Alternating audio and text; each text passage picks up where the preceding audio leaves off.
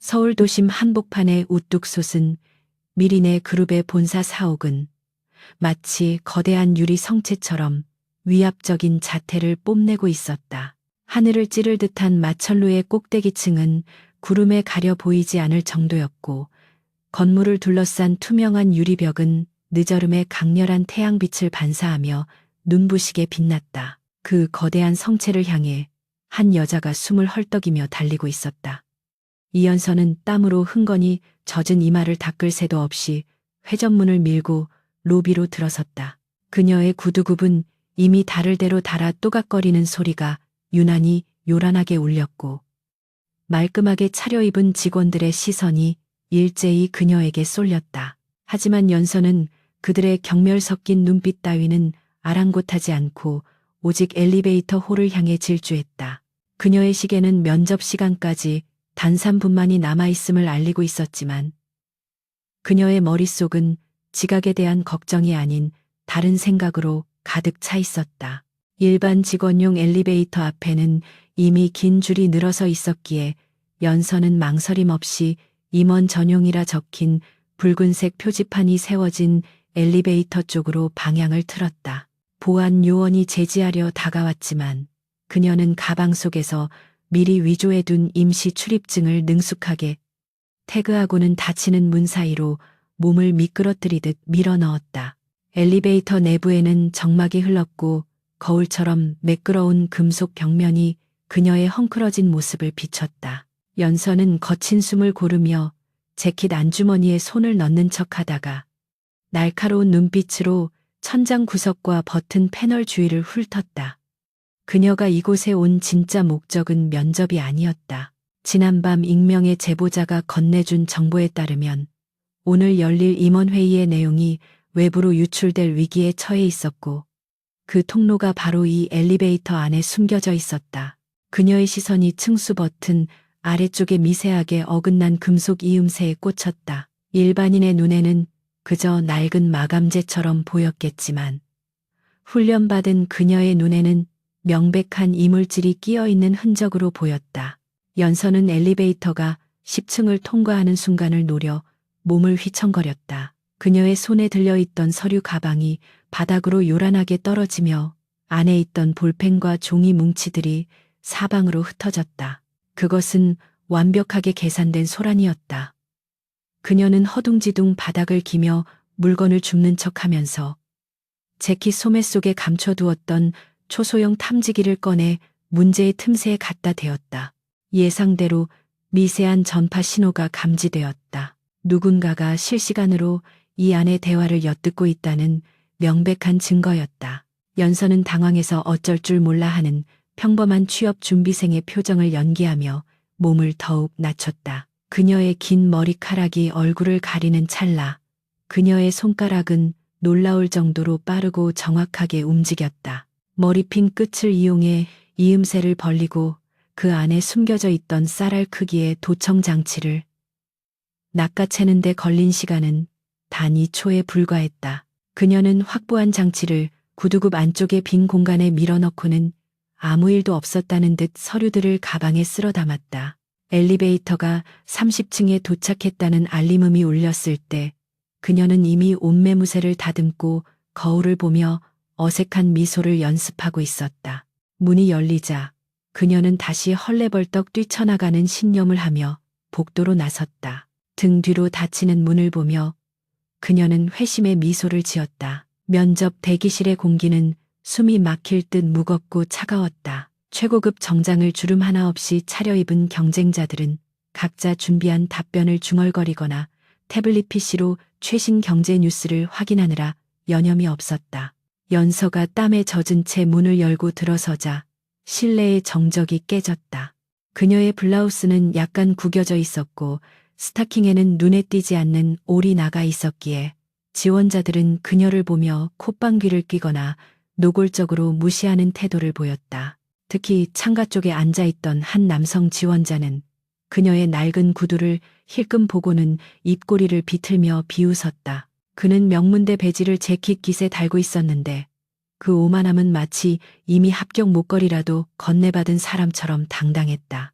하지만 연서는 그 남자의 손톱 밑에 묻은 잉크 자국과 초조하게 떠는 다리를 보며 그가 겉보기와 달리 극도의 불안감에 시달리고 있음을 간파했다. 대기실 관리 직원이 연서의 이름을 불렀을 때 그녀는 짐짓 놀란 척하며 자리에서 일어났다. 이연서 씨, 면접 시간 늦으셨습니다. 들어가셔도 좋은 점수는 기대하기 힘들 겁니다. 직원의 차가운 통보에 연서는 고개를 연신 조아리며 사과했다. 죄송합니다. 오는 길에 급한 일이 생겨서 그만. 그녀의 변명은 구차하게 들렸고 주변의 지원자들은 혀를 찼다. 하지만 연서에게 있어 면접의 합격 여부는 전혀 중요하지 않았다. 그녀의 임무는 도청 장치를 무사히 회수하고 건물 내부의 보안 시스템 구조를 파악하는 것이었다. 면접장에 들어가는 것은 보안 구역 내부를 합법적으로 정찰할 수 있는 유일한 기회였기에 그녀는 기꺼이 바보 역할을 자처하기로 마음먹었다. 문이 열리고 그녀는 심호흡을 한번 크게 한 뒤 전장과도 같은 면접실로 발을 내디뎠다. 3명의 면접관이 긴 테이블 뒤에 앉아 그녀를 기다리고 있었다. 그들의 눈빛은 마치 먹잇감을 앞에 둔 맹수처럼 날카로웠고 책상 위에는 그녀의 초라한 이력서가 덩그러니 놓여 있었다. 중앙에 앉은 인사팀장은 안경 너머로 그녀를 훑어보더니 불쾌하다는 듯 미간을 찌푸렸다. 이연서 씨라고 했습니까? 이력서가 참 깨끗하군요. 경력도 없고 자격증도 없고 게다가 지각까지 하셨습니다. 우리 회사가 자선 단체로 보입니까? 그의 독설에 옆에 앉은 다른 면접관들도 킬킬거리며 웃었다. 연서는 양손을 공손히 모으고 고개를 숙였지만 그녀의 눈동자는 바닥이 아닌 면접관들의 책상 위에 놓인 서류들을 빠르게 스캔하고 있었다. 대외비라고 찍힌 붉은 도장과 결제 서류의 위치, 그리고 창문 너머로 보이는 서버실의 불빛 패턴까지 그녀의 두뇌는 카메라처럼 모든 정보를 기록하고 있었다. 제가 부족한 점이 많다는 것은 잘 알고 있습니다. 하지만 저는 위기 상황에서 누구보다 빠르게 대처할 수 있는 순발력이 있습니다. 연서가 떨리는 목소리로 대답하자 인사팀장은 코웃음을 쳤다. 순발력이라. 지각한 주제에 순발력을 논하다니 뻔뻔하군요. 우리가 찾는 인재는 실수를 수습하는 사람이 아니라 애초에 실수를 하지 않는 완벽한 사람입니다. 나가보세요. 더 들을 가치도 없군요. 면접은 5분도 채 걸리지 않았다. 그들은 그녀에게 자기소개를 할 기회조차 제대로 주지 않았고 연서는 쫓겨나듯 면접실을 나와야 했다. 복도로 나온 그녀는 그제야 참았던 숨을 길게 내쉬었다. 모욕적인 언사였지만 상관없었다. 그녀는 주머니 속에 도청 장치를 만지작거리며 건물을 빠져나갈 루트를 계산했다. 같은 시각 미린의 그룹의 심장부인 최상층 대표이사 집무실에서는 전혀 다른 종류의 긴장감이 감돌고 있었다. 강민혁 대표는 넓은 집무실의 조명을 모두 끈 채 오직 대형 모니터에서 나오는 푸르스름한 빛의 의지에 앉아 있었다. 그의 날렵한 턱선과 차가운 눈매는 피로에 젖어 있었지만 화면을 응시하는 눈빛만은 형형하게 살아 있었다. 그는 책상 위에 놓인 크리스털 잔을 만지작거리며 며칠째 자신을 괴롭히던 내부 스파이의 존재에 대해 곱씹고 있었다. 회사의 극비 프로젝트 정보가 경쟁사로 새어나가고 있었고 보안팀은 범인의 꼬리조차 잡지 못하고 있었다. 민혁은 자신의 직감 외에는 아무것도 믿을 수 없는 고립무원의 상태였다. 그는 습관적으로 보안실에서 보내온 CCTV 녹화 영상을 돌려보고 있었다. 그때 민혁의 손이 리모컨의 정지 버튼을 눌렀다. 화면 속에는 임원 전용 엘리베이터에 탑승한 한 여자의 모습이 잡혀 있었다. 촌스러운 정장을 입고 허둥지둥 가방을 쏟는 모습은 누가 봐도 실수투성이인 면접 지원자였다. 하지만 민혁은 영상을 프레임 단위로 쪼개어 다시 재생했다. 여자가 넘어지는 순간 그녀의 시선은 바닥이 아닌 패널 밑을 향해 있었고 가방이 떨어지며 시야를 가리는 그 짧은 틈에 그녀의 손은 기계적으로 움직이고 있었다. 그것은 실수가 아니었다. 철저하게 계산된 위장이었다. 민혁은 화면을 확대하여 그녀의 손끝이 무엇을 쥐었는지 확인하려 했지만 그녀의 손놀림은 너무나 빨라 잔상조차 남지 않았다. 등골이 오싹해지는 전율이 일었다. 내 보안망을 농락한 쥐새끼가 이 안에 있었다. 민혁은 즉시 인터폰을 집어들었다. 그의 목소리는 낮게 깔려 있었지만 그 안에 담긴 힘은 거역할 수 없는 무게를 지니고 있었다. 인사팀장 연결해.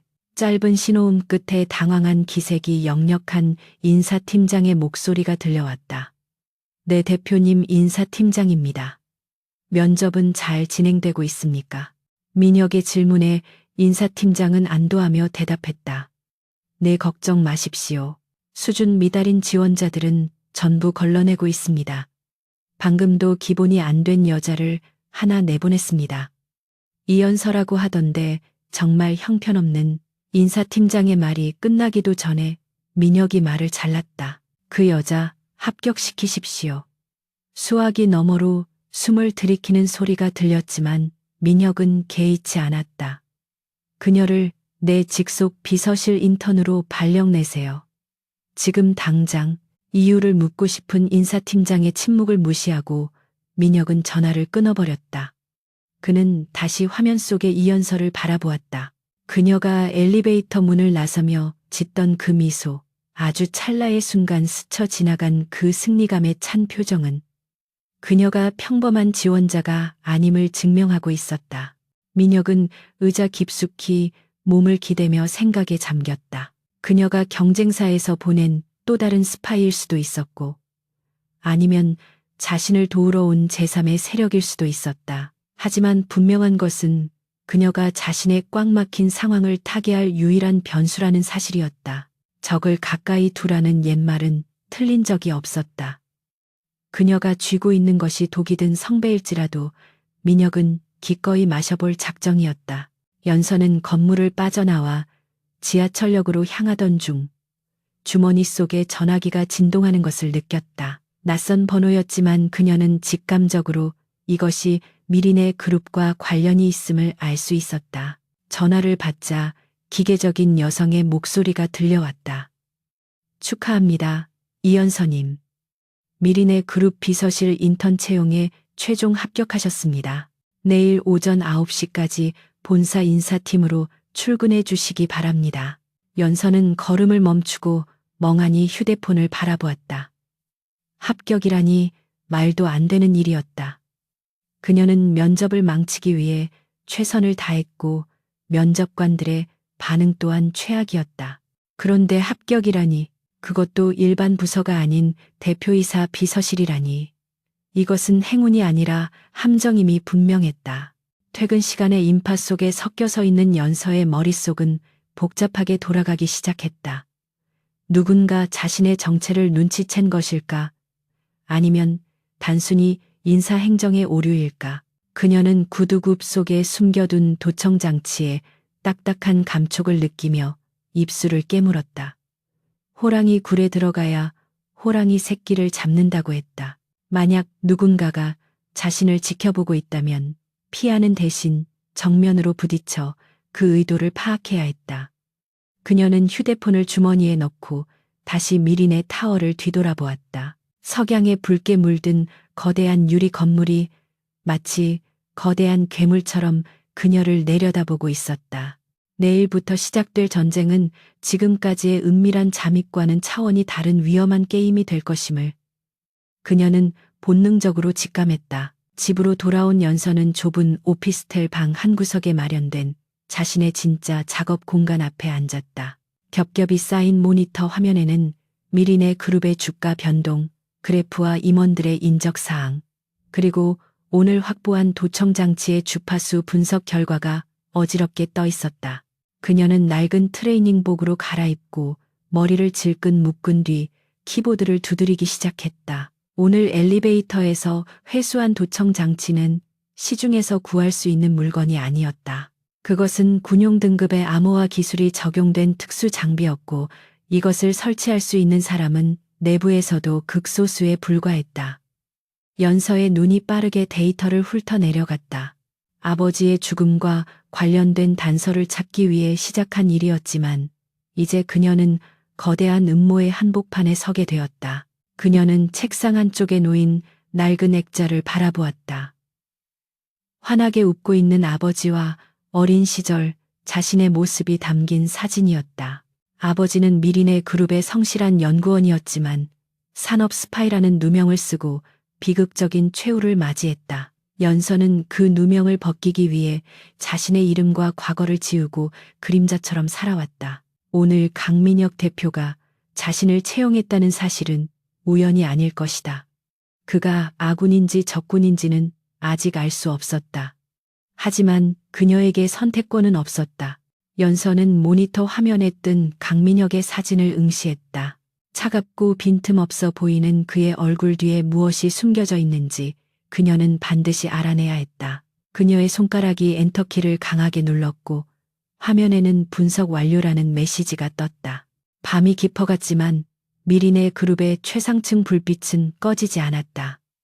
민혁은 비서실장에게 이연서의 뒷조사를 지시한 보고서를 받아들고 있었다. 서류상 그녀의 과거는 너무나도 평범해서 오히려 자기적으로 느껴질 정도였다. 초중고 졸업 기록은 존재했지만 생활기록부의 특기사항은 비어 있었고 대학 시절의 활동 내역 또한 전무했다.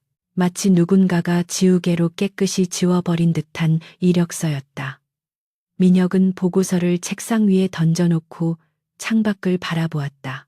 서울의 야경이 별처럼 반짝이고 있었지만 그의 마음속은 짙은 안개로 뒤덮여 있었다.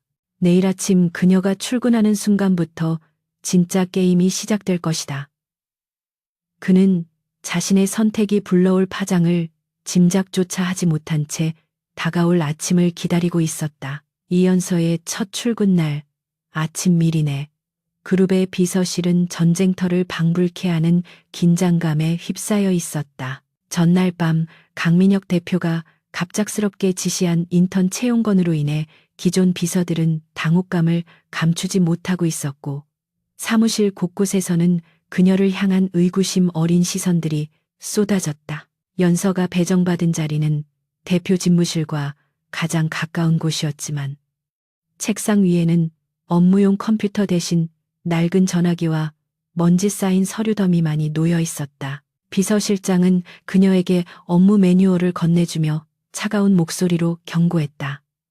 대표님이 직접 뽑으셨다고 해서 특별한 대우를 기대하지는 마세요. 이곳은 실수를 용납하지 않는 곳입니다.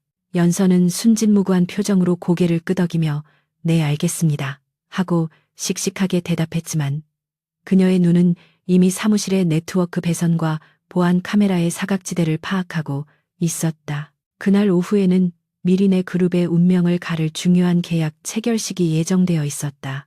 유럽의 거대 기술 기업인 크로노스와의 합작 프로젝트인 오로라의 최종 서명식이 진행될 예정이었고 이를 위해 크로노스 측의 실무진과 기술 고문들이 대거 방문한 상태였다. 비서실 전체가 손님 맞이 준비로 분주하게 돌아가는 동안 연서는 탕비실 구석에서 커피 원두를 가는 단순 노동에 투입되었다. 하지만 드르륵거리는 그라인더 소리 사이로 그녀의 귀는 회의실 쪽에서 들려오는 미세한 대화 소리와 전자기기의 구동음에 집중하고 있었다. 그녀의 직감은 무언가 잘못 돌아가고 있다는 경고 신호를 보내고 있었고 특히 크로노스 측 기술 고문의 가방에서 흘러나오는 미약한 고주파음이 그녀의 신경을 자극했다. 그것은 일반적인 노트북의 소음이 아니었다. 회의 시작 10분 전 강민혁 대표가 집무실을 나서 회의실로 향했고 연서는 다과 카트를 끌고 그 뒤를 따랐다. 회의실 중앙에는 외부 네트워크와 차단된 내부용 서버가 설치되어 있었고 그 안에는 오로라 프로젝트의 핵심 소스 코드가 담겨 있었다. 오늘 계약이 체결되면 이 서버의 데이터가 크로노스 측의 저장 장치로 전송될 예정이었다. 연서는 찻잔을 내려놓으며 곁눈질로 서버에 연결된 케이블들을 훑어보았다. 겉보기에는 완벽하게 보안이 유지된 상태처럼 보였지만 그녀의 눈에 크로노스 측 기술 고문이 테이블 아래로 은밀하게 조작하고 있는 소형 단말기가 포착되었다. 그가 누르는 키보드의 패턴은 단순한 메모 작성이 아니었다. 그것은 강제 침투를 위한 코드 입력 방식과 정확히 일치했다. 연서는 등골이 서늘해지는 것을 느꼈다. 놈들은 정식 계약이 체결되기도 전에 백도어를 통해 소스 코드를 빼돌릴 작정이었다. 만약 지금 저 데이터 전송이 시작된다면 계약서에 도장을 찍는 순간 미린의 그룹의 핵심 기술은 공중분해될 것이 뻔했다. 하지만 당장 소리를 질러 멈추게 할 수는 없었다. 그녀는 그저 갓 입사한 인턴일 뿐이었고 물증 없이 거래처 임원을 산업 스파이로 몰아세웠다가는 오히려 회사의 신용도만 떨어뜨릴 것이었다. 그녀가 머릿속으로 수만 가지 경우의 수를 계산하는 동안 서버의 상태 표시등이 붉은색에서 주황색으로 깜박이기 시작했다. 데이터 유출이 시작되었다는 신호였다. 남은 시간은 1분도 채 되지 않았다. 그녀는 물리적으로 연결을 끊어야만 했다. 그것도 아주 자연스럽고 돌발적인 사고처럼 보여야 했다. 연서는 뜨거운 커피가 가득 담긴 포트를 집어들고 서버렉 근처에 앉아있는 기술 고문 쪽으로 다가갔다. 그녀는 마음속으로 정확한 낙하 지점과 비산 각도를 계산했다. 목표는 기술 고문의 단말기가 아니라 서버와 연결된 메인 허브의 전원 공급 장치였다. 그녀는 발이 꼬인 척하며 몸을 앞으로 크게 기울였고 그와 동시에 손에 들고 있던 커피포트를 공중으로 날려보냈다. 아 뜨거 하는 비명과 함께 검은 액체가 허공을 가르며 날아가 서버의 통풍구와 전원 소켓 위로 쏟아졌다. 치지직하는 소름 끼치는 소리와 함께 푸른 스파크가 튀어올랐고 회의실의 조명이 순간적으로 깜빡였다. 타는 냄새가 진동하며 서버의 구동음이 뚝 끊겼다. 회의실은 순식간에 아수라장으로 변했다. 크로노스 측 임원들은 벌떡 일어나 고함을 질렀고 비서실장은 사색이 되어 연서에게 달려왔다. 너 지금 무슨 짓을 한 거야? 비서실장의 날카로운 고함 소리가 회의실을 울렸지만 연서는 바닥에 주저앉아 벌벌 떠는 연기를 하며 연신 죄송합니다만 반복했다. 그녀의 옷은 커피 얼룩으로 엉망이 되었지만 그녀는 고개를 숙인 채 입가에 옅은 미소를 숨겼다. 그녀가 노렸던 대로 서버는 강제 종료되었고 데이터 전송은 물리적으로 차단되었다. 기술 고문은 당황한 기색이 역력한 얼굴로 자신의 단말기를 챙겨 넣고 있었지만 이미 연결은 끊긴 뒤였다. 연서는 바닥을 닦는 척하며 기술 고문의 구두 끝을 훔쳐보았다. 그의 초조한 발놀림이 작전 실패를 증명하고 있었다. 강민혁 대표는 소란의 한가운데서 차갑게 얼어붙은 표정으로 서 있었다. 그의 날카로운 시선은 엉망이 된 서버와 바닥에 엎드린 연서를 번갈아 바라보았다. 분노로 인해 그의 주먹이 하얗게 질려 있었지만 그는 감정을 폭발시키는 대신 침착하게 상황을 정리하기 시작했다. 회의는 잠시 중단합니다. 보안팀과 기술팀을 호출해서 서버 상태부터 확인하고 복구 가능한지 보고하세요. 그리고 이연서 씨는 그의 목소리가 낮게 깔리자 회의실의 모든 소음이 잦아들었다. 당장 내 눈앞에서 사라지세요. 민혁의 냉정한 축객령의 연서는 울먹이는 척하며 비틀거리는 걸음으로 회의실을 빠져나갔다. 등 뒤에서 들려오는 사람들의 비난과 혀를 차는 소리가 비수처럼 꽂혔지만 그녀에게는 그것이 오히려 안도감을 주는 자장가처럼 들렸다. 1시간 뒤 상황은 어느 정도 수습되었다. 크로노스 측 대표단은 불쾌한 기색을 드러내며 호텔로 돌아갔고 계약은 무기한 연기되었다. 텅 빈 회의실에는 강민혁과 보안팀장 그리고 서버 복구를 위해 투입된 기술팀장만이 남아 있었다. 민혁은 팔짱을 낀 채 복구된 로그 기록을 모니터링하고 있었다. 단순한 실수로 인한 해프닝이라고 치부하기에는 석연치 않은 구석이 너무 많았다. 그 씹든 인턴이 하필이면 그 타이밍에 하필이면 그 위치에서 넘어졌다는 사실이 그의 의심을 자극했다. 로그를 분석하던 기술팀장이 고개를 갸웃거리며 입을 열었다. 대표님, 이상한 점이 발견되었습니다. 사고 직전 서버의 트래픽이 비정상적으로 급증했습니다. 민혁이 미간을 찌푸리며 모니터 앞으로 다가갔다. 그게 무슨 소립니까? 기술팀장은 그래프의 한 지점을 가리키며 설명을 이어갔다. 커피가 쏟아져서 전원이 차단되기 정확히 3초 전부터 외부로 나가는 대용량 데이터 패킷 전송 시도가 있었습니다. 목적지는 암호화되어 있어 알 수 없지만 만약 전원이 1분만 늦게 꺼졌어도 오로라 프로젝트의 전체 소스 코드가 유출되었을 겁니다. 민혁의 눈동자가 흔들렸다. 그 말은 커피를 쏟은 사고 덕분에 데이터 유출을 막았다는 뜻입니까? 기술팀장은 확신 없는 표정으로 고개를 끄덕였다. 결과적으로는 그렇습니다. 우연치고는 너무 절묘한 타이밍이었습니다. 하드웨어는 손상되었지만 데이터는 안전합니다. 오히려 사고가 안 났으면 더 큰일이 날 뻔했습니다. 민혁은 등 뒤로 식은땀이 흐르는 것을 느꼈다. 그는 회의실 한 구석에 놓인 CCTV 녹화 영상을 다시 돌려보았다. 화면 속의 이연서는 커피 포트를 들고 다가가다가 발이 걸린 듯 휘청거렸다.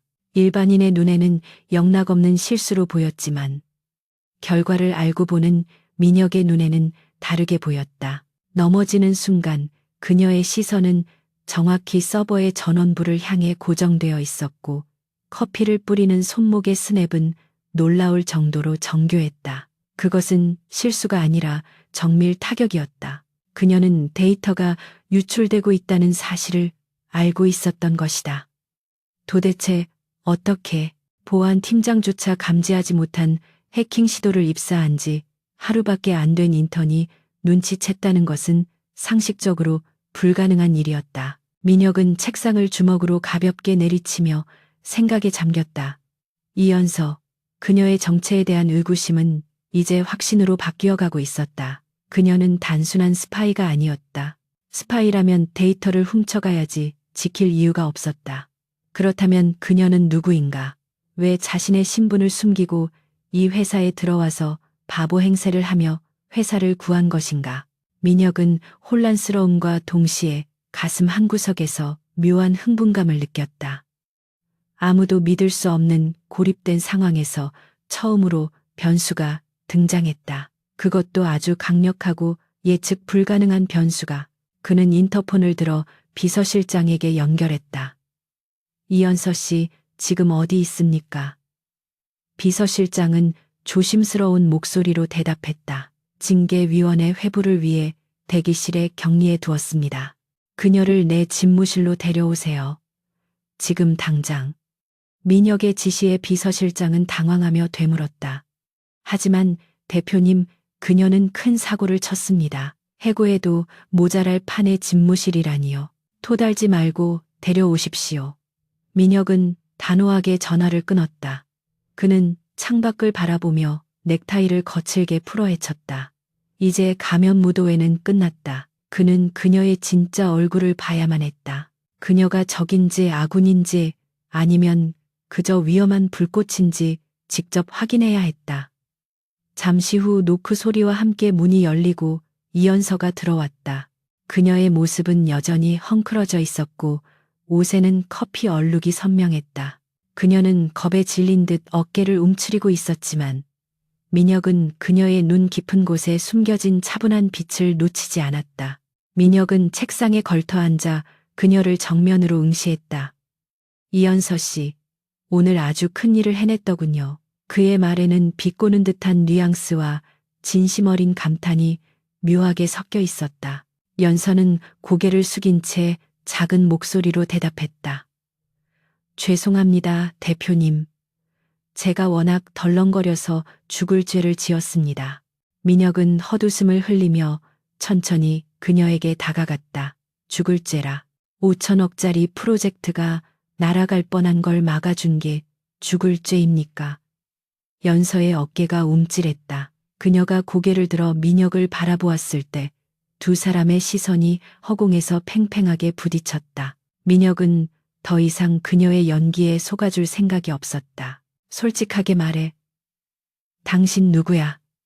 민혁의 목소리가 낮고 위협적으로 깔렸다. 커피를 쏟은 건 실수가 아니었지. 당신은 정확히 전원을 차단했어. 그 짧은 순간에 데이터가 빠져나가고 있다는 걸 어떻게 알았지? 연서는 잠시 침묵했다. 그녀의 눈동자에서 겁먹은 기색이 서서히 사라지고 그 자리에 서늘한 이성이 차오르기 시작했다. 그녀는 더 이상 굽실거리는 인턴의 모습이 아니었다. 그녀는 자세를 똑바로 하고 민혁을 똑바로 응시했다. 연서의 입가에 묘한 미소가 번졌다. 만약 제가 실수라고 계속 우긴다면 대표님은 저를 해고하실 건가요? 아니면 포상이라도 주실 건가요? 그녀의 되물음에 민혁은 허울 찔린 듯 잠시 말을 잇지 못했다. 그녀는 자신의 정체가 발각될 위기 앞에서도 전혀 위축되지 않고 있었다. 오히려 이 상황을 즐기는 듯한 태도였다. 민혁은 그녀가 자신과 대등한 위치에서 거래를 하려 한다는 것을 깨달았다. 그는 한 걸음 더 다가가 그녀와의 거리를 좁혔. 포상을 원한다면 줄 수도 있지. 하지만 그 전에 증명해봐. 당신이 내 적이 아니라는 것을, 그리고 당신이 가진 능력이 커피를 쏟는 것 말고 또 무엇이 있는지. 연서는 그의 도발에 흔들리지 않고 차분하게 대답했다. 증명은 이미 끝났다고 생각하는데요. 로그 파일을 확인하셨다면 말이죠. 두 사람 사이에 흐르는 공기는 팽팽한 활시위처럼 긴장감으로 가득 찼다. 창밖에서는 어둠이 내려앉고 있었지만 집무실 안은 두 사람의 기싸움으로 뜨겁게 달아올랐다. 민혁은 이 정체불명의 여자가 자신이 찾던 유일한 해답일지도 모른다는 강한 예감을 느꼈다. 그리고 연서 또한 이 남자가 자신의 비밀을 감당할 수 있는 그릇인지 시험해 보고 싶었다. 거짓과 진실이 뒤섞인 위험한 줄타기가 이제 막 시작되려 하고 있었다. 민혁이 손을 내밀었다. 좋아, 기회를 주지. 대신 실패하면 그땐 해고가 아니라 감옥으로 가게 될 거야. 연서는 그의 손을 바라보다가 망설임 없이 맞잡았다. 후회하지 않으시길 바랍니다. 대표님, 그들의 악수는 단순한 인사가 아니라 공범자가 되기 위한 서약과도 같았다. 어둠이 짙게 깔린 대표이사 집무실 안에는 두 사람의 숨소리만이 낮게 깔려 있었다. 강민혁과 이연서가 맞잡은 손은 서로의 체온을 탐색하듯 뜨거웠지만 그들의 눈빛은 시베리아의 벌판처럼 차가웠다. 민혁은 천천히 손을 떼며 그녀에게서 한 걸음 물러섰다. 그의 시선은 여전히 연서의 얼굴에 고정된 채 그녀의 아주 미세한 표정 변화조차 놓치지 않으려 하고 있었다. 그는 책상 위에 놓인 태블릿을 들어 몇 번의 터치로 보안 등급을 최고 수준으로 격상시켰다. 이제 이 방 안에서의 대화는 그 어떤 도청 장치나 해킹 툴로도 엿들을 수 없는 완벽한 밀실이 되었다. 민혁은 크리스털 잔에 얼음을 채우고 위스키를 따르며 입을 열었다. 당신이 원하는 게 돈이라면 금액을 적어. 하지만 산업 스파이 짓을 하러 온 거라면 지금 당장 자수하는 게 좋을 거야. 내 인내심은 그리 길지 않으니까. 연서는 민혁이 내민 위스키 잔을 거절하지 않고 받아들었다. 그녀는 잔을 가볍게 흔들며 얼음이 부딪히는 소리를 즐기듯 미소를 지었다. 돈은 필요 없습니다. 제가 원하는 건 미린의 그룹의 지하문서 보관소에 대한 접근 권한입니다. 특히 10년 전의 연구 개발 기록이 담긴 S등급 아카이브 열람권을 주십시오. 그녀의 요구는 민혁의 예상 범위를 완전히 벗어난 것이었다. S등급 아카이브는 회사의 설립 초기부터 축적된 모든 기밀과 비자금 내역, 그리고 덮어버린 사고 기록들까지 봉인된 판도라의 상자나 다름없었다. 민혁의 미간이 좁혀졌다. 그곳은 나조차도 함부로 열 수 없는 금단의 구역이야. 일개 인턴이 감히 요구할 수 있는 수준이 아니지. 도대체 그곳에서 무엇을 찾으려는 거지? 연서는 잔을 내려놓으며 또렷한 목소리로 대답했다. 잃어버린 것을 되찾으려 할 뿐입니다. 그리고 그 과정에서 대표님을 위협하는 썩은 뿌리들을 제거해 드릴 수 있습니다. 이건 서로에게 이득이 되는 거래죠. 민혁은 코웃음을 쳤다. 썩은 뿌리를 제거한다라. 마른 청산 유수군. 좋아, 당신의 그 대단한 능력을 한번 시험해보지. 민혁은 책상 서랍에서 두꺼운 파일 하나를 꺼내 연서 앞에 던졌다. 이번 오로라 프로젝트 정보 유출건은 단순히 외부 해킹만의 문제가 아니야. 내부 조력자가 있어. 쥐새끼가 내 옆에 숨어 있다는 뜻이지.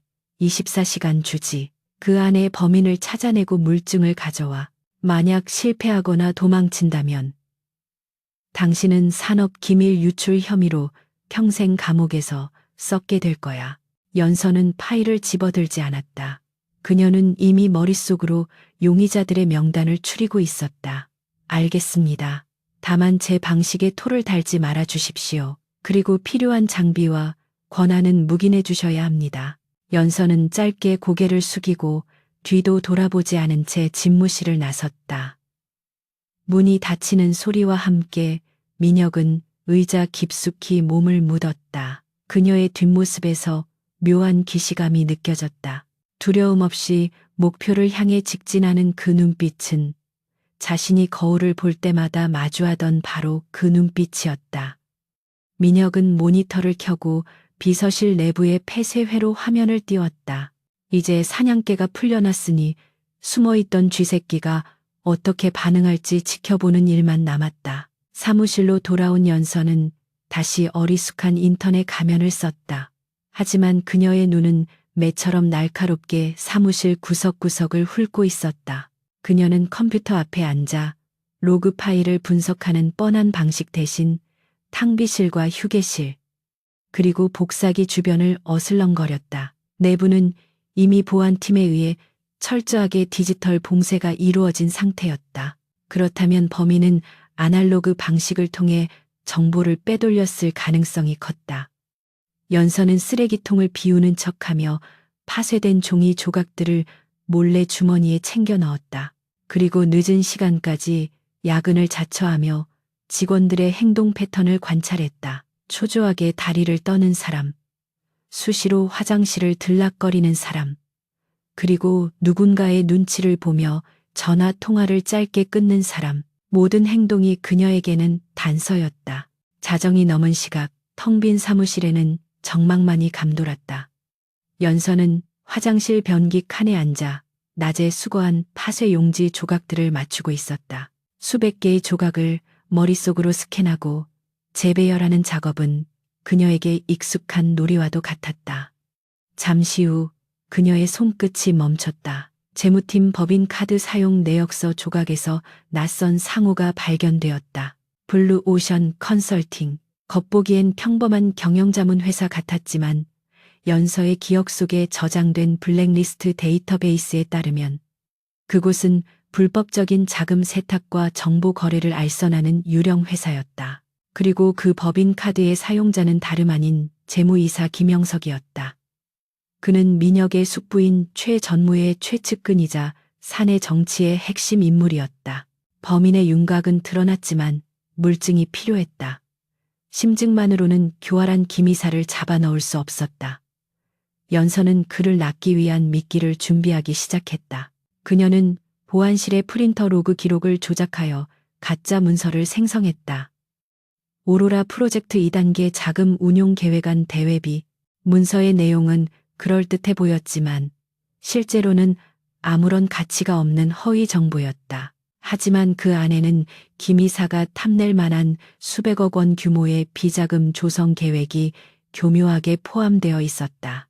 연서는 이 문서를 김 이사가 매일 아침 습관적으로 확인하는 공용 프린터의 출력 트레이 맨 아래쪽에 끼워 넣었다. 그리고 그 문서의 특정 페이지의 육안으로는 식별 불가능한 특수 형광 물질을 묻혀 두었다. 이제 덫은 놓였다. 다음 날 아침 김 이사는 평소보다 일찍 출근했다. 그는 주변을 두리번거리며 탕비실로 향했고 연서는 기둥 뒤에 숨어 그를 지켜보았다. 잠시 후 김 이사가 프린터 쪽으로 다가갔다. 그는 자신의 출력물을 챙기는 척하며 트레이 아래에 깔린 문서를 발견하고는 흠칫 놀랐다. 대외비 도장이 찍힌 붉은 글씨를 확인한 그의 동공이 확장되는 것이 멀리서도 보였다. 그는 재빨리 문서를 자신의 서류철 사이에 끼워 넣고는 황급히 자신의 사무실로 사라졌다. 연서는 입꼬리를 살짝 올리며 자신의 손목시계를 눌렀다. 이제부터 카운트다운 시작이었다. 그녀는 미리 해킹해둔 사내 방송 시스템의 마이크 감도를 최대로 높여 김 이사의 사무실 내부 소리에 집중했다. 김 이사의 사무실 안에서는 종이 넘기는 소리가 들려왔다. 그는 흥분을 감추지 못하고 거친 숨을 몰아쉬고 있었다. 곧이어 전화기 다이얼을 누르는 소리가 들렸다. 여보세요, 나야. 대박을 건졌어. 강 대표가 숨겨둔 비자금 내역을 찾은 것 같아. 지금 바로 보낼 테니까 확인해봐. 예상대로였다. 김 이사는 확인 절차도 없이 정보를 외부로 유출하려 하고 있었다. 연서는 스마트폰을 꺼내 이 모든 음성을 녹음함과 동시에 김 이사가 사용 중인 개인 팩스 회선을 역추적했다.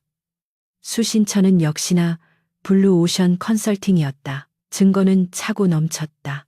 연서는 녹음 파일과 추적 데이터를 클라우드 서버에 업로드한 뒤 강민혁에게 짧은 메시지를 보냈다. 쥐새끼 꼬리 잡았습니다. 지금 재무이사실로 오세요. 연서는 망설임 없이 김 이사의 방문을 열고 들어갔다. 갑작스러운 침입에 김 이사는 소스라치게 놀라며 수화기를 떨어뜨렸다. 누구야 감히 노크도 없이 그가 고함을 질렀지만 연서는 태연하게 문을 잠갔다. 안녕하세요, 이사님. 신입 인턴 이연서입니다. 팩스 보내시는데 방해가 되었나요? 그녀의 목소리는 서늘했고 표정에는 조롱이 섞여 있었다. 김 이사는 당황하며 팩스기 위에 올려둔 문서를 숨기려 했지만 연서는 이미 그가 보낸 문서가 가짜라는 것을 알고 있었다. 당신 뭐야? 정체가 뭐야? 김 이사가 뒷걸음질 치며 물었다. 연서는 천천히 다가가 책상 위에 놓인 문서를 집어들었다. 그건 제가 만든 가짜예요. 낚이신 거죠? 아주 제대로. 그때 잠겨있던 문이 쾅 하고 열리며 강민혁이 보안 요원들을 대동하고 들어왔다. 민혁의 얼굴은 분노로 차갑게 굳어 있었다. 김영석 이사, 회사 기밀을 외부로 유출한 혐의로 지금 이 시간부로 해임입니다. 그리고 횡령 및 배임 혐의로 경찰 조사를 받게 될 겁니다. 김 이사는 사색이 되어 무릎을 꿇고 빌기 시작했다.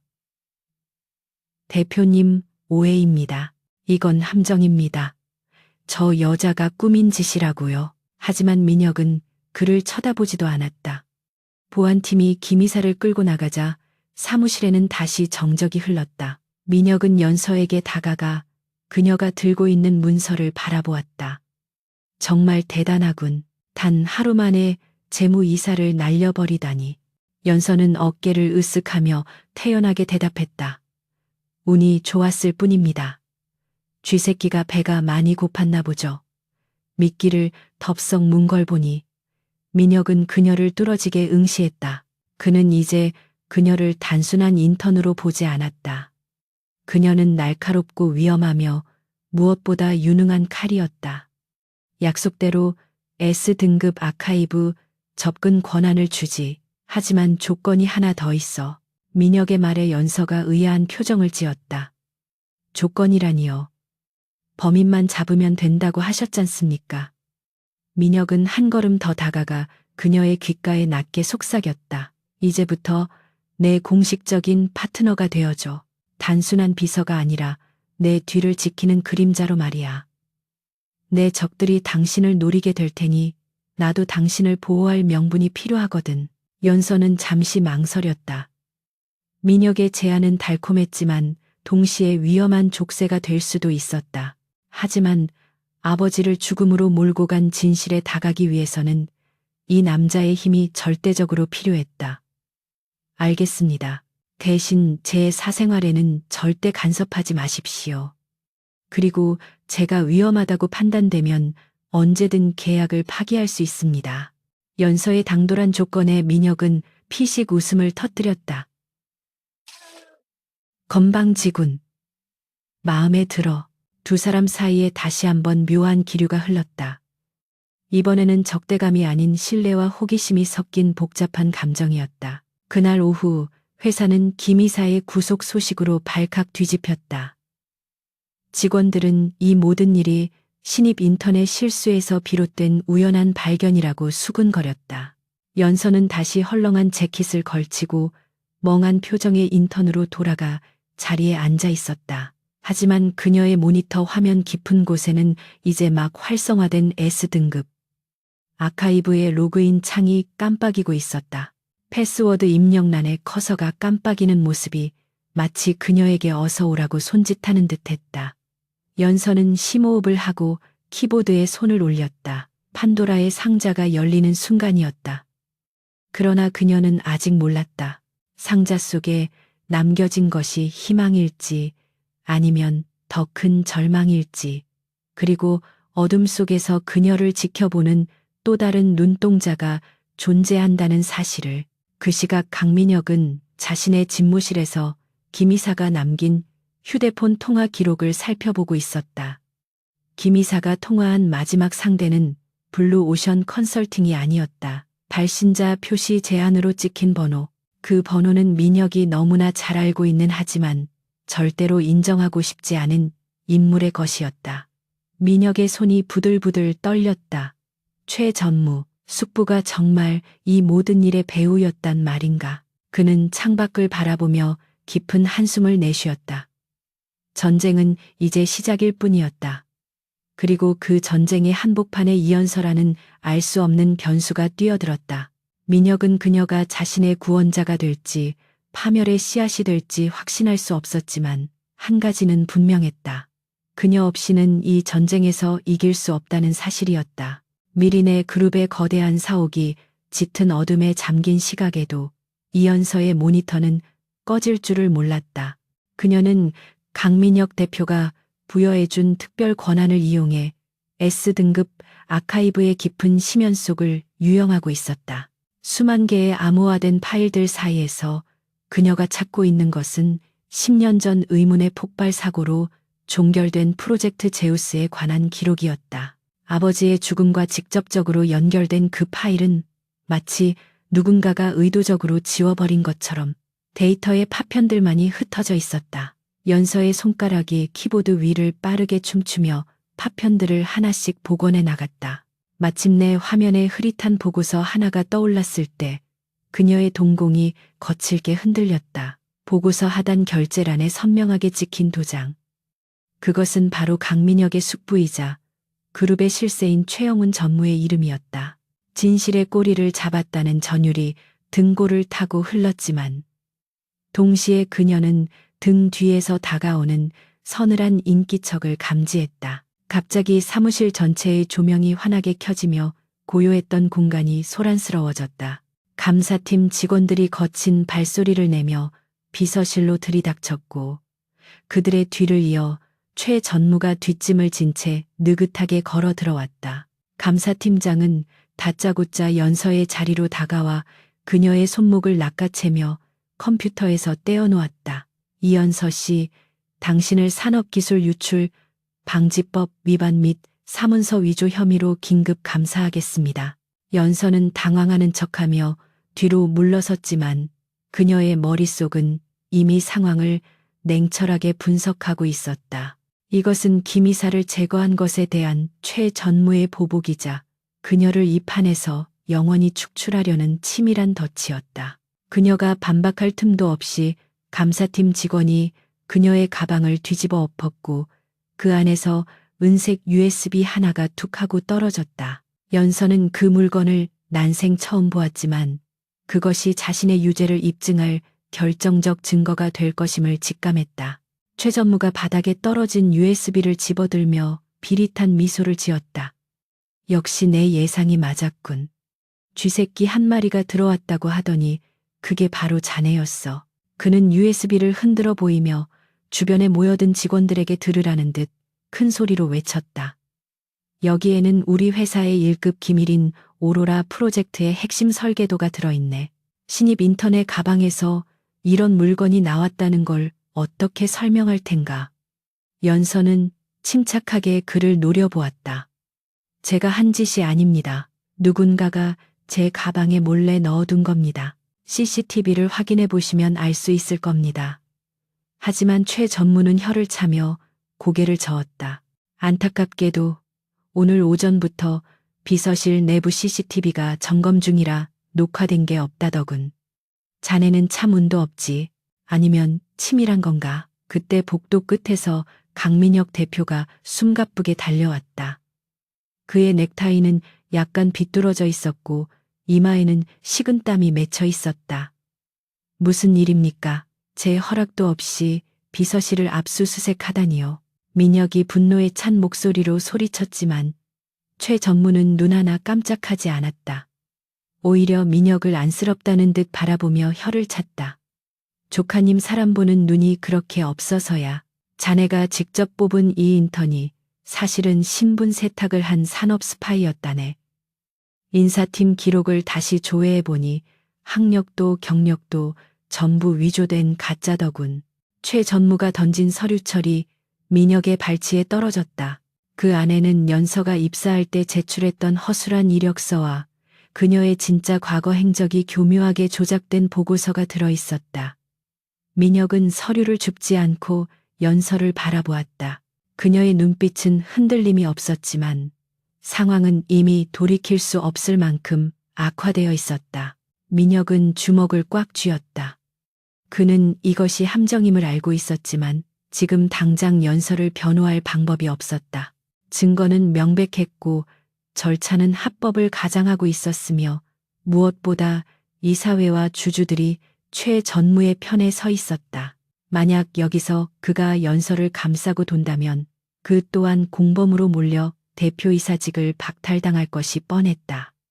최 전무는 그 점을 노리고 공개 처형쇼를 벌인 것이었다. 민혁과 연서의 시선이 허공에서 얽혔다.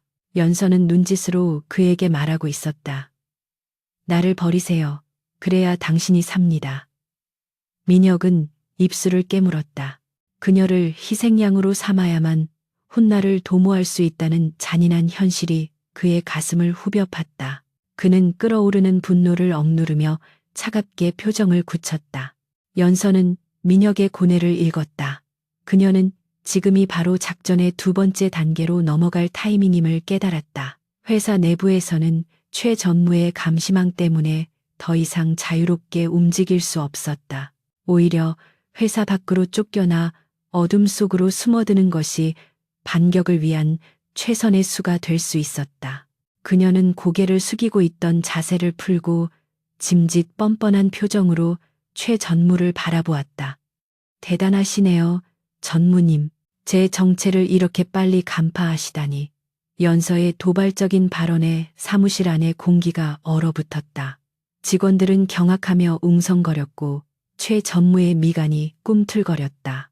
그녀는 천천히 민혁에게로 시선을 옮겼다. 죄송해요, 대표님. 좀 더 오래 붙어 있어서 한몫 단단히 챙기려 했는데 계획이 틀어졌네요. 그녀의 거짓 자백은 민혁을 보호하기 위한 완벽한 방패였다. 민혁은 그녀의 의도를 정확히 파악했다. 그는 심장이 찢어지는 듯한 고통을 참아내며 그녀에게 다가갔다. 그리고 모든 감정을 배제한 세상에서 가장 차가운 목소리로 말했다. 당신 같은 사람을 믿은 내가 어리석었군. 당장 내 눈앞에서 사라져. 다시는 내 앞에 나타나지 마. 그의 목소리는 비수처럼 날카로웠지만 연서에게는 그 어떤 위로보다 따뜻하게 들렸다. 그것은 살아남으라는 명령이자 반드시 돌아오라는 약속이었다. 감사팀 직원들이 연서의 양팔을 붙잡고 끌고 나가려 했지만 그녀는 그들의 손을 거칠게 뿌리치며 스스로 걸음을 옮겼다. 내 발로 나가겠어. 더러운 손 치워. 그녀의 당당한 뒷모습은 패배자가 아닌 전장에 나가는 전사의 그것과 같았다.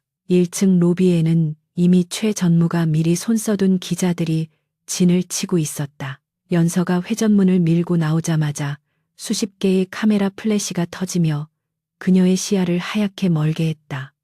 미린의 그룹 산업 스파이 검거, 정체불명의 여직원 기술 유출 시도, 자극적인 헤드라인들이 실시간으로 타전되었다. 기자들은 마이크를 들이대며 질문을 쏟아냈다. 혐의를 인정하십니까? 배우가 누구입니까? 연서는 아무런 대답도 하지 않은 채 고개를 꼿꼿이 들고 인파를 헤치고 나갔다. 그녀의 얼굴이 전국에 생중계되는 이 순간 그녀는 사회적으로 매장당하고 있었다. 하지만 역설적이게도 이 화려한 추락은 그녀를 그 누구도 의심하지 않는 유령으로 만들어주는 완벽한 위장술이 되었다. 그녀는 플래시 세례 속에서 희미하게 웃었다. 기다려라, 늙은 여우. 이제 사냥꾼이 아닌 사냥감이 될 차례다. 집무실에 홀로 남겨진 민혁은 치밀어 오르는 분노를 주체하지 못하고 책상 위에 명패를 집어 던졌다. 묵직한 수정 명패가 벽에 부딪혀 산산조각이 나며 날카로운 파편들이 사방으로 튀었다. 최전무는 그 광경을 흐뭇하게 지켜보며 혀를 찼다. 너무 상심하지 말게 조카. 젊을 땐 누구나 여자한테 속기도 하고 그러는 법이지. 이번 일은 내가 잘 수습해 줄 테니 자네는 당분간 자숙하면서 지내는 게 좋겠어. 최전무는 승자의 여유를 부리며 집무실을 빠져나갔다. 문이 닫히자마자 민혁의 표정이 순식간에 바뀌었다. 분노로 일그러졌던 얼굴은 차갑게 가라앉았고 눈빛은 그 어느 때보다 매섭게 빛났다. 그는 바닥에 흩어진 파편들을 바라보며 주먹을 쥐었다. 오늘의 치욕은 반드시 몇 배로 갚아주겠다. 회사에서 쫓겨난 연서는 낡은 모자를 눌러쓰고 인적이 드문 골목길로 들어섰다. 그녀는 주머니에서 휴대폰을 꺼내 유심칩을 분리하여 하수구에 던져버렸다. 그리고 가방 깊숙한 곳에 숨겨두었던 구형 폴더폰을 꺼내 전원을 켰다. 그녀의 진짜 신분인 고스트로 돌아갈 시간이었다. 비록 빈손으로 쫓겨났지만 그녀의 머릿속에는 S등급 아카이브에서 본 최전무의 비밀 장부 경로가 선명하게 남아있었다. 그는 연서를 제거했다고 믿고 안심하고 있겠지만 그것이 그의 가장 큰 패착이었다. 연서는 어둠 속으로 사라지며 낮게 중얼거렸다. 게임은 이제부터야. 그녀의 발걸음은 쫓겨난 자의, 그것이 아닌 복수를 다짐한 자의 무거운 결의로 가득 차 있었다. 다음 날 아침 언론은 미린의 그룹의 스파이 사건으로 도배되었다. 이연서는 희대의 악녀로 묘사되었고 강민혁 대표의 리더십은 큰 타격을 입었다. 이사회는 민혁의 해임안을 안건으로 상정하자는 목소리를 높였고 주가는 곤두박질 쳤다. 모든 것이 최 전무의 시나리오대로 흘러가는 듯했다. 최 전무는 자신의 사무실에서 최고급 와인을 따르며 축배를 들었다. 눈에 가시 갔던 인턴을 치워버리고 조카의 날개마저 꺾었으니 이제 그룹을 손안에 넣는 것은 시간 문제였다. 그는 창밖을 내려다보며 세상을 다 가진 듯한 기분에 취해 있었다. 하지만 그는 몰랐다. 자신이 쫓아낸 그 여자가 지금 이 순간 자신의 가장 은밀한 금고를 향해 칼끝을 겨누고 있다는 사실을. 그날 밤 민혁은 비밀리에 사용하던 안전 가옥으로 이동했다. 그곳은 지도에도 나오지 않는 허름한 창고였지만 내부는 최첨단 장비로 가득 차 있었다. 그는 메인 서버를 켜고 암호화된 채널을 열었다. 화면에는 연결 대기 중이라는 문구가 깜빡이고 있었다. 잠시 후 스피커에서 치직거리는 잡음과 함께 익숙하지만 낯선 목소리가 들려왔다. 대표님 아니 파트너 기다리고 있었습니다. 변조된 음성이었지만 민혁은 단번에 알아챌 수 있었다. 이연서였다. 그녀는 살아있었다. 아니 더 강해져서 돌아왔다. 민혁은 안도의 한숨을 내쉬며 마이크를 잡았다. 무사해서 다행이군. 이제 2라운드를 시작하지. 그들은 서로 보이지 않는 곳에서 다시 손을 잡았다. 연서는 허름한 PC방 구석 자리에 앉아 있었다. 모자챙 아래로 드러난 그녀의 눈은 모니터 불빛을 받아 서늘하게 빛나고 있었다. 그녀의 화면에는 미린의 그룹의 내부망이 아닌 최전무가 개인적으로 관리하는 페이퍼 컴퍼니의 자금 흐름도가 펼쳐져 있었다. 회사 내부에서는 접근할 수 없었던 외부의 검은 돈줄을 추적하는 것이 그녀의 새로운 임무였다. 그녀는 키보드를 두드리며 최 전무가 숨겨둔 자금의 종착지를 하나씩 파헤쳐 나갔다. 그 과정은 마치 미로 찾기처럼 복잡하고 위험했지만 그녀는 멈추지 않았다. 그녀가 찾아낸 작은 실마리 하나가 결국 거대한 제국을 무너뜨릴 균열의 시작점이 될 것이었다. 한편 최 전무는 이 사회를 소집하여 강민혁의 경영권 박탈을 공식화하려 했다. 그는 주주들을 매수하고 여론을 조작하여 민혁을 완전히 고립시켰다. 회의실에 모인 이사들은 최 전무의 눈치를 보며 그의 의견에 동조했다. 강 대표는 이번 사태에 책임을 지고 물러나야 합니다. 회사의 명예가 바닥으로 떨어졌습니다. 비난의 화살이 민혁에게 집중될 때 민혁은 침묵을 지키며 그들의 얼굴을 하나하나 기억했다. 배신자들, 그리고 기회주의자들, 그는 지금의 수모를 견디며 연서가 보내올 신호만을 기다리고 있었다. 그때 그의 주머니 속 진동벨이 짧게 울렸다. 타이밍, 연서가 보낸 짧은 메시지였다. 민혁의 입가에 미세한 미소가 번졌다. 반격의 서막이 올랐다. 연서는 최 전무의 비자금 계좌가 연결된 해외 서버의 방화벽을 뚫고 있었다. 마지막 보안 코드가 해제되는 순간 그녀는 엄청난 규모의 불법 거래 내역을 확보했다.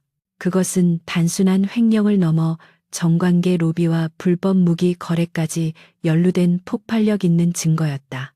그녀는 이 데이터를 복사하여 민혁에게 전송함과 동시에 언론사와 검찰청의 제보 시스템에도 예약 전송을 걸어두었다. 이제 버튼 하나만 누르면 최 전무의 공든탑은 와르르 무너져 내릴 것이었다. 하지만 그녀는 서두르지 않았다. 가장 극적인 순간에 가장 고통스러운 방법으로 그를 무너뜨려야 했기 때문이다. 그녀는 화면 속 최 전무의 사진을 보며 차갑게 중얼거렸다. 당신이 만든 지옥을 구경할 준비나 해. 이연서와 강민혁은 이제 물리적으로는 떨어져 있었지만 정신적으로는 그 어느 때보다 긴밀하게 연결되어 있었다. 그들은 각자의 위치에서 최후의 결전을 준비하고 있었다. 세상은 그들을 패배자와 실패자로 기억하고 있었지만 그것은 곧 뒤집힐 거짓된 진실에 불과했다. 어둠이 가장 짙은 새벽. 그들은 여명을 기다리는 것이 아니라 스스로 태양이 되어 떠오를 준비를 마쳤다. 쫓겨난 인턴과 힘을 잃은 CEO, 그들의 반란은 이제 막 시작되었을 뿐이다. 그리고 그 끝에는 누구도 예상하지 못한 거대한 파도가 기다리고 있었다. 서울의 화려한 네온 사인이 닿지 않는 도시의 뒷골목, 허름한 모텔 방에는 눅눅한 곰팡이 냄새와 전자기기의 열기가 뒤섞여 있었다. 이연서는 창문에 두꺼운 암막 커튼을 쳐 외부의 빛을 완전히 차단한 채 오로지 모니터에서 뿜어져 나오는 창백한 불빛에 의지해 작업하고 있었다. 그녀의 주변에는 인스턴트 커피 캔과 컵라면 용기가 산처럼 쌓여 있었고 복잡하게 얽힌 전선들은 마치 거미줄처럼 바닥을 뒤덮고 있었다. 이곳은 화려한 미린의 그룹의 비서실과는 정반대의 세상이었지만 연서에게는 오히려 이 어둡고 폐쇄적인 공간이 더 익숙하고 편안했다. 그녀는 이제 어리숙한 인턴 이연서라는 가면을 벗어 던지고 업계에서 전설로 불리던 고스트의 모습으로 돌아와 있었다. 그녀의 손가락은 보이지 않을 정도로 빠르게 키보드를 타격하며 최 전무가 해외에 은닉해둔 유령 회사들의 서버를 하나씩 깨부수고 있었다. 같은 시각 미린의 그룹 본사는 폭풍전야의 고요함에 휩싸여 있었다. 강민혁 대표는 텅 빈 집무실에 홀로 앉아 창밖의 야경을 내려다보고 있었다. 불과 며칠 전까지만 해도 자신의 곁에서 커피를 쏟고 서류를 떨어뜨리며 정신없이 돌아다니던 연서의 빈자리가 유난히 크게 느껴졌다. 비서실 직원들은 그녀가 사라진 후 다시금 숨 쉴 틈 없는 완벽함을 추구하며 업무에 매진했지만 민혁에게는 그 완벽함이 오히려 숨막히는 정막으로 다가왔다. 그는 책상 한 구석에 놓인 연서가 두고 간 낡은 볼펜을 만지작거렸다. 이사회는 내일로 예정된 임시 주주총회에서 자신의 회의만을 통과시키기 위해 혈안이 되어 있었고 언론은 연일 민혁의 경영 능력 부재를 비판하는 기사를 쏟아내고 있었다. 그는 사방이 적으로 둘러싸인 고립무원의 성에 갇힌 성주와도 같았다. 그때 민혁의 재킷 안주머니에 넣어둔 특수보안폰이 짧게 진동했다. 발신자 정보가 없는 메시지였지만 민혁은 즉시 잠금을 해제하고 내용을 확인했다. 첫 번째 관문 돌파. 스위스 계좌의 암호화 키 확보 중. 짧고 건조한 문장이었지만 민혁의 입가에는 옅은 미소가 번졌다. 그녀는 약속을 지키고 있었다. 보이지 않는 곳에서 그 누구보다 치열하게 싸우고 있는 연서의 존재는 민혁에게 유일한 위안이자 버팀목이었다. 그는 답장을 보내는 대신 화면을 끄고 가슴 깊이 안도감을 삼켰다. 그녀가 어둠 속에서 길을 만드는 동안 자신은 빛이 닿는 곳에서 그 길을 지켜야 했다. 민혁은 옷매무새를 다듬고 굳게 닫혀있던 집무실 문을 열고 나갔다. 복도를 지나는 직원들의 수군거림에도 그는 흔들림 없는 당당한 걸음걸이를 유지했다. 연서는 최 전무의 자금 세탁 경로를 추적하던 중 예상치 못한 난관에 봉착했다. 최 전무가 고용한 해커들이 시스템에 2중 3중의 함정을 설치해둔 탓에 접근이 쉽지 않았다. 특히 케이맨 제도에 위치한 페이퍼 컴퍼니의 서버는 군사 기밀 수준의 보안으로 철통같이 방어되고 있었다. 연서는 입술을 깨물며 머리를 쓸어 넘겼다. 일반적인 해킹 툴로는 뚫을 수 없는 벽이었다. 그녀는 잠시 눈을 감고 아버지의 얼굴을 떠올렸다. 10년 전 아버지가 억울하게 누명을 쓰고 돌아가시던 날의 기억은 그녀를 움직이는 원동력이자 멈출 수 없는 이유였다. 그녀는 다시 눈을 번쩍 뜨고 기존의 방식이 아닌 시스템의 허점을 역이용하는 과감한 코드를 작성하기 시작했다. 그것은 자신의 위치가 노출될 위험을 감수하고서라도 반드시 뚫어내겠다는 자폭에 가까운 공격이었다. 시간이 흐를수록 모니터 화면의 데이터 전송 속도가 빨라지기 시작했다. 연서의 공격적인 침투에 당황한 상대방 해커들이 방어벽을 재구축하려 했지만 그녀의 속도를 따라잡기에는 역부족이었다.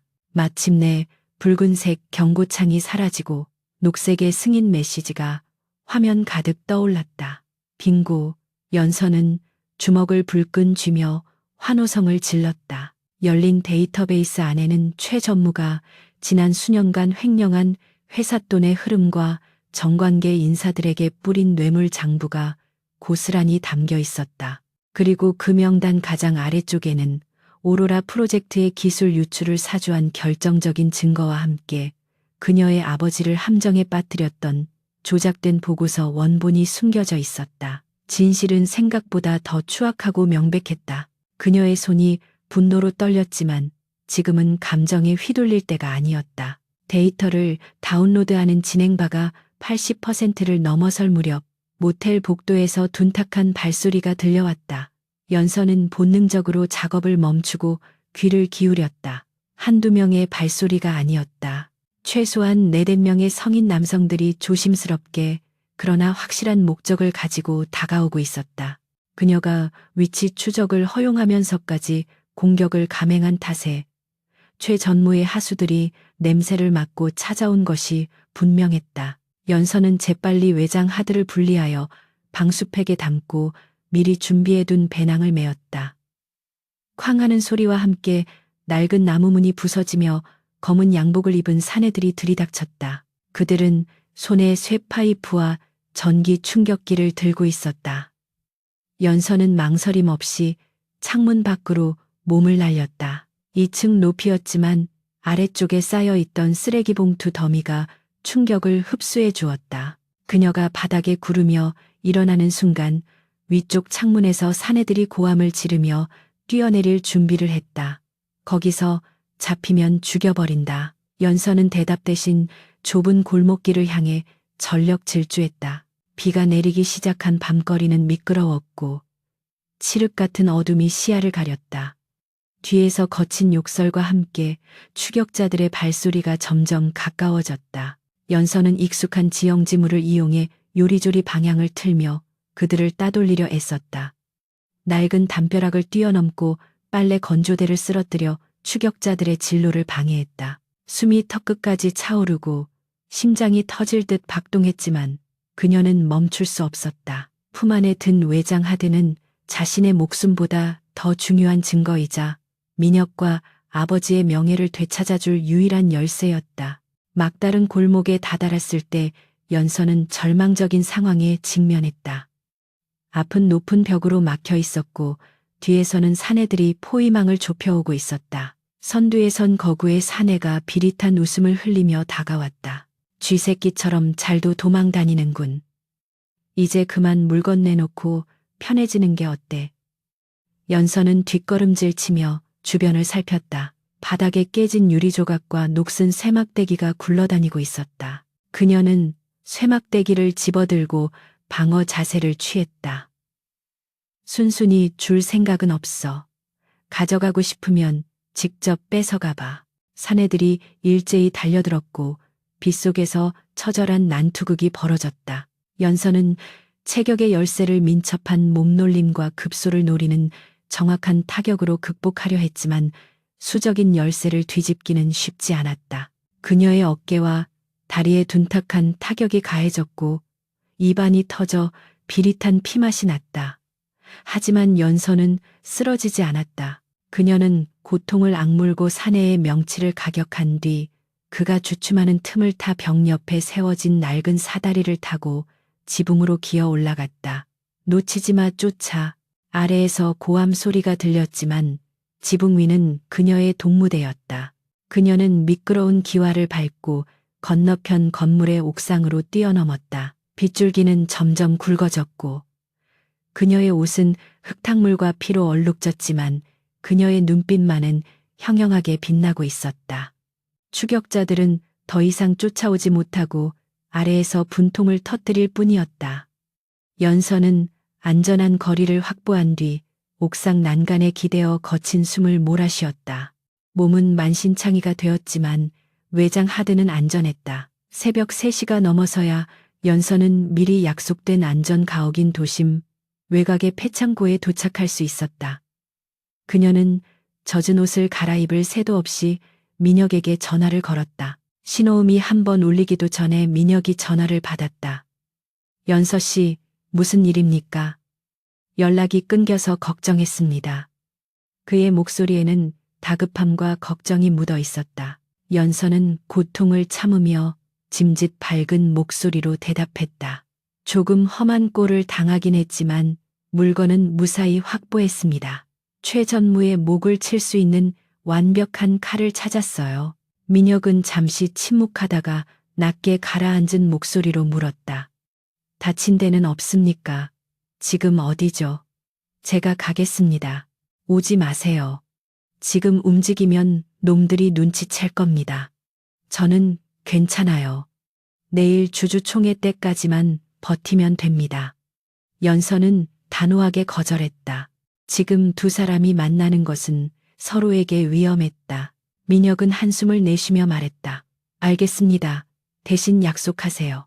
절대 무모한 짓 하지 않겠다고. 당신이 무사하지 않으면 승리도 의미가 없습니다. 그의 말 한마디 한마디가 연서의 가슴에 따뜻하게 스며들었다. 그녀는 벽에 기대어 앉아 창고 천장을 바라보았다. 알겠습니다, 대표님. 내일 회의실에서 뵙죠. 가장 멋진 모습으로 등장해 드릴게요. 전화를 끄는 연서는 멍하니 휴대폰을 바라보았다. 피투성이가 된 손이었지만 그 어느 때보다 강한 힘이 느껴졌다. 날이 밝아오고 있었다. 미린의 그룹 본사 대강당은 이른 아침부터 임시 주주총회에 참석하려는 주주들과 취재진으로 북새통을 이루고 있었다. 최 전무는 여유로운 표정으로 입구에서 주주들과 악수를 나누며 자신의 승리를 확신하고 있었다. 그는 이미 주요 주주들을 포섭해 두었고 민혁을 해임할 명분도 충분히 만들어 두었다고 믿었다. 강민혁 대표는 침통한 표정으로 단상 옆 대기실에 앉아 있었다. 그의 곁에는 배신하지 않고 남은 소수의 임원들만이 초조한 얼굴로 서 있었다. 하지만 민혁의 눈빛은 흔들리지 않았다. 그는 시간을 확인하며 연서가 보내올 신호를 기다리고 있었다. 그녀가 오지 않는다면 그는 오늘 모든 것을 잃게 될 것이다. 하지만 그는 그녀를 믿었다. 연서는 붕대로 상처를 감고 깔끔한 정장으로 갈아입었다. 거울 속에 비친 그녀의 얼굴에는 멍자국과 생채기가 남아 있었지만 그것은 오히려 전사의 훈장처럼 강렬한 인상을 주었다. 그녀는 외장 하드를 재킷 안주머니에 넣고 창고 문을 열었다. 쏟아지는 아침 햇살이 그녀를 비추었다. 이제 숨어있던 유령이 세상 밖으로 나갈 시간이었다. 그녀는 오토바이에 시동을 걸고 미린의 그룹 본사를 향해 질주했다. 도심의 바람이 그녀의 머리카락을 흩날리게 했고 그녀의 심장은 엔진 소리에 맞춰 세차게 뛰었다. 이것은 단순한 복수극이 아니었다. 사랑하는 사람들을 지키기 위한, 그리고 무너진 정의를 바로 세우기 위한 그녀의 마지막 전쟁이었다. 주주총회가 시작되고 의장의 개회 선언이 울려 퍼졌다. 안건 제1호 대표이사 강민혁 해임의 건. 장내가 술렁거리기 시작했고 최 전무는 회심의 미소를 지으며 단상으로 올라갔다. 존경하는 주주 여러분, 오늘 우리는 회사의 미래를 위해 뼈를 깎는 결단을 내려야 합니다. 그의 연설이 절정에 달할 무렵 회의장 뒤편에 거대한 문이 굉음과 함께 열렸다. 모든 사람의 시선이 그곳으로 쏠렸다. 역광을 받으며 서 있는 한 여자의 실루엣이 보였다. 또각거리는 구두 소리가 정적을 깨고 회의장을 울렸다. 이연서였다. 그녀는 당당하게 걸어 들어오며 손에 든 마이크를 잡았다. 그 결단 잠시 미뤄두시는 게 좋을 것 같습니다, 전무님. 최 전무의 얼굴이 경악으로 일그러졌다. 어떻게 네가 여기에? 경비원들 당장 저 여자를 끌어내. 그가 고래고래 소리를 질렀지만 연서는 눈 하나 깜짝하지 않았다. 그녀는 단상을 향해 걸어가며 민혁과 시선을 마주쳤다. 민혁은 자리에서 일어나 그녀를 맞이했다. 그의 눈에는 벅찬 감동과 신뢰가 가득 차 있었다. 연서는 USB를 들어보이며 말했다. 여기 미린의 그룹을 좀먹어온 진짜 범인의 증거가 있습니다. 오늘 이 자리에서 모든 진실을 밝히겠습니다. 그녀의 선언과 함께 장내는 발칵 뒤집혔고 수많은 카메라 플래시가 그녀를 향해 터지기 시작했다. 피할 수 없는 정면 승부의 막이 올랐다. 미린의 그룹 본사 대강당의 공기는 팽팽하게 당겨진 활시위처럼 터질 듯한 긴장감으로 가득 차 있었다. 수백 명의 주주와 임원들이 지켜보는 가운데 단상 위에 선 최 전무의 얼굴은 붉게 달아올라 있었다. 그는 방금 등장한 이연서의 존재를 부정하려는 듯 거칠게 손을 휘저으며 경호원들에게 소리쳤다. 저 미친 여자를 당장 끌어내지 않고 뭐 하는 거야? 보안팀 직원들이 머뭇거리며 연서에게 다가오려 했지만 강민혁이 그녀의 앞을 거대한 성벽처럼 가로막고 섰다. 민혁의 차가운 눈빛이 경호원들을 압도했고 그는 낮지만 힘있는 목소리로 경고했다. 누구든 그녀에게 손가락 하나라도 댄다면 내일 아침 해고 통지서를 받게 될 거야. 경호원들은 대표이사의 위압감에 눌려 주춤거렸고 장내는 순식간에 술렁이기 시작했다. 주주들은 이 갑작스러운 드라마에 혼란스러워하면서도 연서가 손에 쥔 증거에 호기심을 보였다. 연서는 민혁의 등 뒤에서 잠시 숨을 고르며 그가 만들어준 시간을 헛되이 쓰지 않았다. 그녀는 재빠르게 연단 옆에 있는 메인 프레젠테이션용 노트북에 자신의 외장 하드를 연결했다. 최 전무가 다급하게 마이크를 잡고 소리쳤다. 저건 조작된 가짜입니다. 여러분은 저런 사기꾼의 말에 현혹되어서는 안 됩니다. 하지만 그의 외침은 이미 공허한 메아리에 불과했다. 대형 스크린에 떠있던 경영실적 그래프가 지지직거리는 노이즈와 함께 사라지고 검은 화면 위에 붉은색 로딩바가 나타났다. 사람들의 시선이 일제히 스크린으로 쏠렸다. 웅성거림이 잦아들고 기묘한 정적이 감도는 가운데 마침내 파일이 열리며 최 전무의 추악한 이면이 적나라하게 드러나기 시작했다. 그것은 단순한 횡령 장부가 아니었다. 화면에는 최 전무가 경쟁사 임원과 밀실에서 나누는 대화가 고화질 영상으로 재생되었다. 오로라 프로젝트의 기술 이전 대가로 수백억 원의 비자금을 요구하는 그의 목소리가 대강당 스피커를 통해 또렷하게 울려 퍼졌다. 10년 전 연구소 폭발 사고도 자네가 처리한 것처럼 이번에도 깔끔하게 부탁해. 영상 속 최 전무의 육성은 그 어떤 변명으로도 덮을 수 없는 명백한 자백이었다. 객석 여기저기서 경악의 찬 비명이 터져나왔고 기자들은 미친 듯이 셔터를 눌러댔다. 최 전무는 사색이 되어 뒷걸음질 쳤다. 저건 딥페이크야. 요즘 기술로 저런 건 얼마든지 만들 수 있어. 그가 악을 쓰며 부정했지만 이어서 화면에 뜬 해외 계좌, 이체 내역과 친필 서명이 담긴 비밀 계약서는 그를 벼랑 끝으로 몰아넣기에 충분했다. 궁지에 몰린 최 전무는 이성을 잃고 마지막 발악을 시도했다. 그가 품 안에서 대포폰을 꺼내 어딘가로 문자를 보내자 회의장 곳곳에 숨어있던 사복 차림의 괴한들이 일제히 일어났다. 그들은 정식 보안 요원이 아닌 최 전무가 뒷골목에서 고용한 해결사들이었다. 놈들은 쇠파이프와 진압봉을 꺼내 들고 단상을 향해 돌진했다. 회의장은 순식간에 아수라장으로 변했다. 주주들은 비명을 지르며 출구 쪽으로 도망쳤고 기자들은 몸을 피하면서도 카메라를 놓지 않았다. 민혁은 연서를 자신의 뒤로 밀치며 재킷을 벗어 던졌다. 내 뒤에 딱 붙어 있어. 떨어지면 안 돼. 민혁이 소리치며 가장 먼저 달려든 괴한의 주먹을 피하고 그의 명치를 가격했다. 퍽하는 소리와 함께 거구가 바닥으로 쓰러졌다. 민혁은 평소 냉철한 경영인의 모습과는 전혀 다른 야수 같은 본능으로 싸웠다. 유학 시절 호신술로 익힌 크라브마가 기술이 빛을 발했다. 그는 다수와의 싸움에서도 침착함을 잃지 않고 상대의 힘을 역이용해 제압해 나갔다. 하지만 괴한들의 숫자가 너무 많았다. 서너 명의 사내가 동시에 그를 덮치자 민혁도 중심을 잃고 비틀거렸다. 그 틈을 타 잭나이프를 든 남자가 연서를 향해 날카로운 칼날을 휘둘렀다. 연서는 반사적으로 몸을 숙여 칼을 피하고 남자의 손목을 낚아채 비틀었다. 우두둑 하는 뼈 부러지는 소리와 함께 남자가 비명을 질렀다. 연서는 비틀거리는 남자의 턱을 무릎으로 올려치며 완벽하게 기절시켰다. 그녀의 숨겨진 전투 능력이 드러나는 순간이었다. 민혁은 놀란 눈으로 그녀를 바라볼 틈도 없이 다시 달려드는 적들을 상대해야 했다.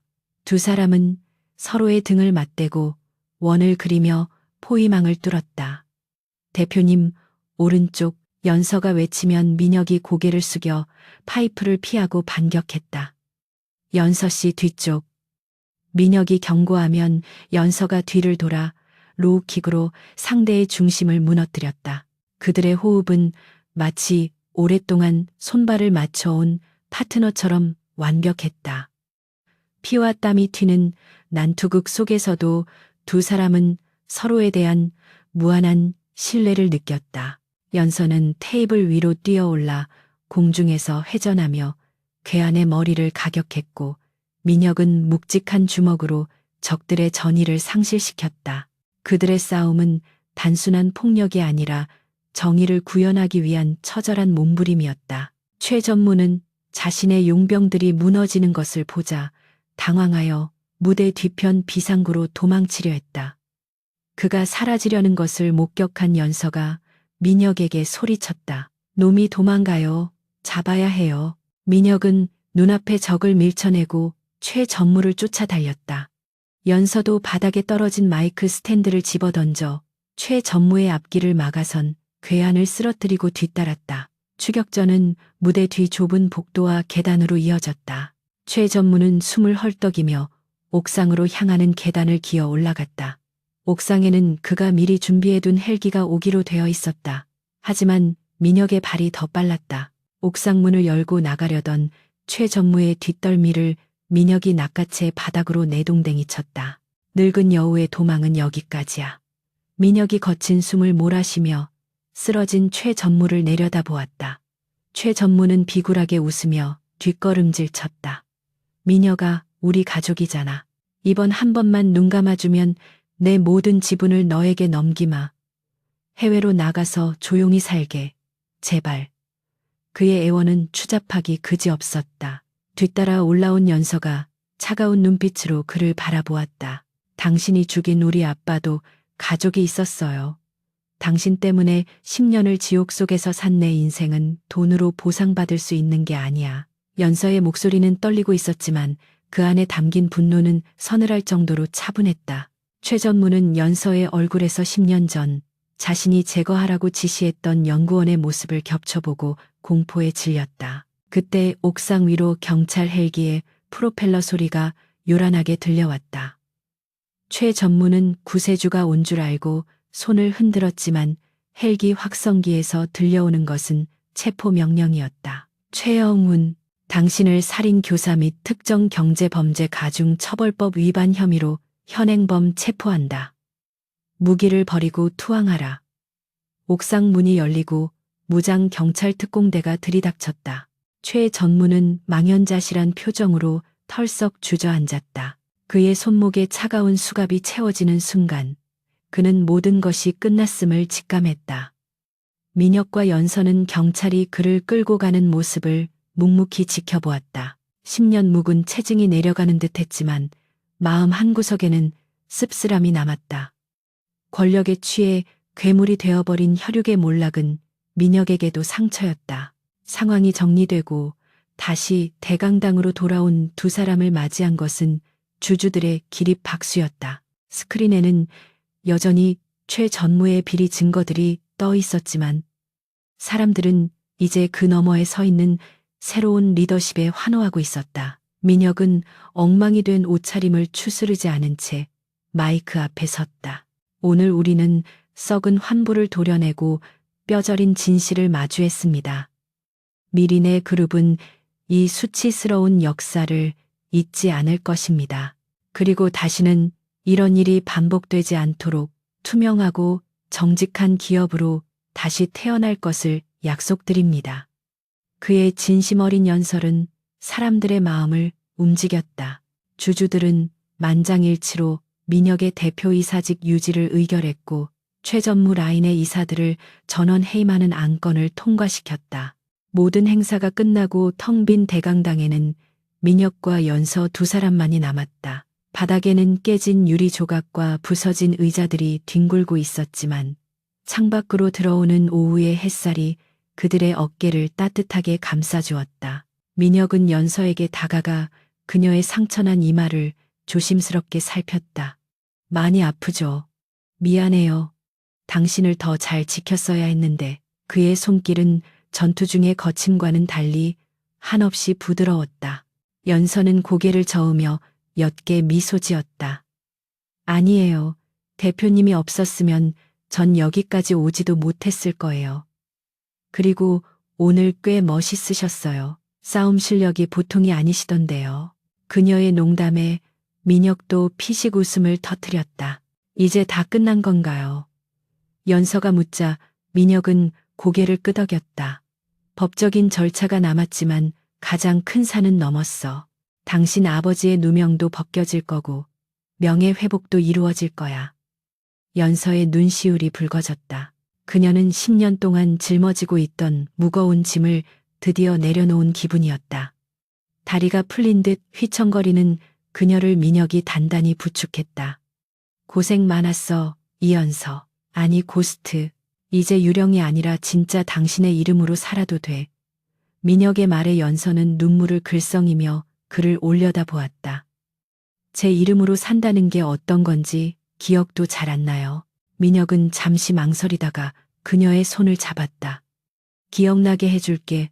당신이 잃어버린 시간들 내가 다 채워줄 수 있어. 그러니까 어디 가지 말고 내 옆에 있어. 이건 명령이 아니라 부탁이야. 그의 고백은 투박했지만 진심이 가득했다. 연서는 잡힌 손을 빼지 않았다. 오히려 그의 손을 더 꽉 쥐었다. 그 순간 두 사람 사이에는 말로 설명할 수 없는 깊은 유대감이 흘렀다. 생사를 넘나드는 전장에서 피어난 감정은 그 어떤 로맨스보다 강렬하고 단단했다. 그들은 서로를 바라보며 비로소 안도의 미소를 지었다. 그날 저녁 뉴스는 미린의 그룹의 사태를 대서특필했다. 최 전무의 구속 장면과 강민혁 대표의 영웅적인 대처, 그리고 베일에 쌓여있던 내부 고발자의 활약상은 전 국민의 관심을 끌었다. 사람들은 이연서를 정의의 여신이라 부르며 찬사를 보냈다. 하지만 연서는 더 이상 세상의 시선에 신경 쓰지 않았다.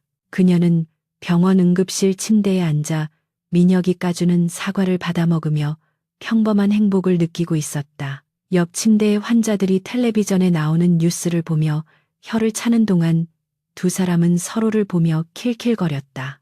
그것은 전쟁이 끝난 후 찾아온 가장 평화롭고 달콤한 휴식이었다. 밤이 깊어지자 병실에는 고요함이 찾아왔다. 민혁은 연서가 잠든 모습을 한참 동안 지켜보았다. 그녀의 속눈썹 위로 내려앉은 달빛이 아름다웠다. 그는 그녀의 머리카락을 넘겨주며 속삭였다. 고마워, 나에게 와줘서. 그리고 앞으로도 잘 부탁해. 그는 내일 아침 그녀가 눈을 뜨면 새로운 제안을 할 생각이었다. 비서도 인턴도 아닌 오직 그만이 줄 수 있는 아주 특별한 자리를. 그것이 어떤 형태가 되든 두 사람은 이제 뗄 수 없는 운명 공동체가 되었음을 그는 확신하고 있었다. 폭풍우가 지나간 자리에 더 단단한 땅이 굳어지듯 그들의 관계도 이제 막 새로운 챕터를 시작하려 하고 있었다. 계절이 두 번 바뀌어 어느덧 서울의 거리에는 차가운 겨울바람 대신 따스한 봄 기운이 스며들고 있었다. 미린의 그룹을 강타했던 거대한 폭풍우도 계절의 변화와 함께 서서히 잦아들었다. 최 전무와 그 일당은 대법원에서 징역 15년의 중형을 선고받고 수감되었으며 그들이 은닉했던 불법 자금은 모두 환수되어 회사의 재무 건전성을 회복하는 데 쓰였다. 언론은 연일 미린의 그룹의 투명한 경영 혁신과 강민혁 대표의 결단력을 칭송하는 기사를 쏟아냈다. 하지만 민혁에게 있어 가장 의미 있는 성과는 기업의 이미지가 좋아진 것이 아니라 이연서의 부친인 고이정훈 연구원의 명예가 10년 만에 완전히 회복된 것이었다. 회사는 공식적으로 사과문을 발표했고 그의 이름을 딴 장학재단을 설립하여 억울한 죽음을 위로했다. 이연서는 비서실 한 구석에 놓인 자신의 책상을 정리하고 있었다. 그녀의 자리는 여전히 말단 인턴에 위치해 있었지만 이제 그 누구도 그녀를 무시하거나 함부로 대하지 못했다. 직원들은 그녀가 지나갈 때마다 존경과 두려움이 섞인 눈빛으로 인사를 건넸고 심지어 고위 임원들조차 그녀의 눈치를 살폈다. 하지만 연서에게 이런 대우는 오히려 불편한 옷을 입은 듯 어색하기만 했다. 그녀는 자신의 임무가 완수되었음을 느꼈다. 아버지를 위한 복수는 끝났고 민혁은 이제 혼자서도 충분히 회사를 이끌어갈 수 있는 강인한 리더가 되었다. 그녀는 골판지 상자에 낡은 다이어리와 필기구들을 담으며 씁쓸한 미소를 지었다. 이제 다시 그림자 속의 삶으로 돌아가거나 아니면 세상의 어딘가에서 새로운 시작을 해야 할 때였다. 짐 정리를 마친 연서가 마지막으로 사원증을 반납하기 위해 인사팀으로 향하려던 찰나 인터폰이 울렸다. 강민혁 대표였다. 잠깐 집무실로 들어오라는 그의 목소리는 평소와 다름없이 차분했지만 미세하게 떨리고 있었다. 연서는 숨을 크게 들이마시고 옷매무새를 다듬었다. 이것이 그와의 마지막 만남이 될 것이라 생각하니 가슴 한구석이 묵직하게 저려왔다. 그녀는 상자를 책상 위에 올려두고 대표이사 집무실에 육중한 문을 노크했다. 들어오라는 짧은 대답과 함께 문을 열자 창가에 서서 봄 햇살을 받고 있는 민혁의 뒷모습이 보였다. 그는 천천히 몸을 돌려 연서를 바라보았다. 그의 시선이 연서의 빈손과 책상 위에 남겨진 상자를 번갈아 훑더니 미간을 좁혔다. 지금 뭐 하는 겁니까? 민혁이 다가오며 물었다. 연서는 애써 밝은 표정을 지으며 대답했다. 보시다시피 퇴사 준비 중입니다. 제 계약 기간도 끝났고 목표했던 바도 다 이루었으니 더 이상 이곳에 머물 명분이 없으니까요. 그동안 감사했습니다. 대표님. 그녀의 작별 인사에 민혁은 어이가 없다는 듯 헛웃음을 터뜨렸다. 명분이 없다라. 당신은 내가 그토록 찾아 헤매던 사람이 겨우 복수가 끝나면 떠나버릴 사람이라고 생각했나 보군. 민혁은 책상 위에서 검은색 가죽 파일 하나를 집어 연서에게 내밀었다. 아직 계약은 끝나지 않았어. 아니, 이제부터 진짜 계약을 시작해야지. 연서가 의아한 표정으로 파일을 열어보았다. 그 안에는 근로계약서가 아닌 파트너십 약정서가 들어있었다. 직함은 비서실 인턴이 아닌 전략기획본부장 겸 최고 보안 책임자였다. 파격적인 대우와 권한이 명시된 서류를 보며 연서는 눈을 동그랗게 떴다. 이건 너무 과분합니다. 저는 정규 교육 과정도 밟지 않았고 조직 생활에도 맞지 않는 사람이에요. 저보다는 더 유능하고 스펙 좋은 사람을 찾으시는 게. 연서가 서류를 도로 덮으려 하자 민혁이 그녀의 손을 덮어 눌렀다. 스펙 좋은 사람은 널렸어. 하지만 내 등 뒤를 맡길 수 있는 사람은 세상에 당신 하나뿐이야. 내가 필요한 건 학벌 좋은 임원이 아니라 나를 지켜주고 때로는 나를 이끌어줄 당신이라고.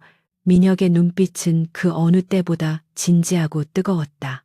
그는 연서에게 한 걸음 더 다가가 그녀의 눈을 깊이 들여다보았다. 당신이 없으면 이 회사가 아무리 잘 나가도 나한테는 의미가 없어. 그러니까 도망가지 마. 이번엔 내가 당신을 놓지 않을 거니까. 민혁의 직설적인 고백에 연서의 마음이 세차게 흔들렸다. 그녀는 지난 몇 달간 그와 함께 겪었던 수많은 위기와 그 속에서 피어난 감정들을 떠올렸다. 혼자만의 싸움에 익숙했던 그녀에게 민혁은 처음으로 기댈 수 있는 어깨를 내어준 사람이었다.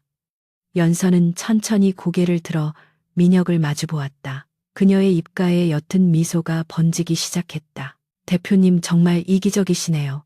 사람을 이렇게 꼼짝 못하게 만드시다니. 싫습니까? 민혁이 장난스럽게 되물었다. 연서는 고개를 저으며 펜을 집어들었다. 싫지 않아서 문제죠. 하지만 조건이 있어요. 제가 판단하기에 대표님이 잘못된 길로 간다 싶으면 언제든 제 방식대로 제압할 겁니다. 그때 가서 딴말하기 없기에요. 연서가 서류 하단에 서명하자 민혁은 환하게 웃으며 그녀를 와락 끌어안았다. 걱정 마. 당신한테 제압당하는 거라면 언제든 환영이니까. 두 사람의 웃음소리가 햇살 가득한 집무실을 채웠다. 그것은 지난 10년간의 어둠을 완전히 걷어내는 가장 밝고 따뜻한 소리였다. 그날 오후 미리네 그룹의 전 직원이 참석한 비전 선포식에서 민혁은 연서를 공식적으로 소개했다. 단상에 오른 그녀는 더 이상 헐렁한 정장을 입은 촌스러운 인턴이 아니었다.